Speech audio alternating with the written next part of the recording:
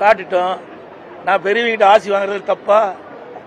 வேற யார்கிட்டையும் போய் மூணாவது வாங்கலையே. இவி மாதிரி வெளியில பெரிய வீரவசனம் பேசுறார்.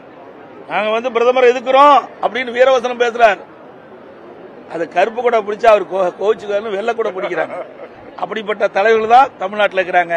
அப்புறம் ஓடோடி போய் தமிழ்நாட்டில் இருக்கிற திட்டங்களை துவக்கி வைக்கிறதுக்கு அழைக்கிறார்.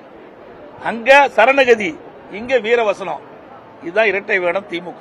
பாஜகவினுடைய முக்கிய தலைவர்கள் எல்லாம் களமிறங்கி இருக்காங்க. இதை எப்படி பாக்குறீங்க? அண்ணாமலையில இருந்து ஏங்க யாரு களமிறங்கினாலும் ஓட்டு போடுறது மக்கள் தாங்க.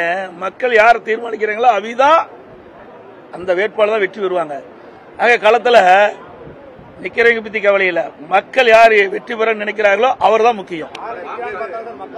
அப்படியெல்லாம் கிடையாது. யார் அப்படி நீங்க நினைக்கிறீங்க? அந்த காலம் இன்றைக்கெல்லாம் மாறி போச்சு. அப்ப மிட்டா மிராஸ்தர் பணக்காரன் காலம் மாறி போய் சாதாரண கிளை செயலாளர்.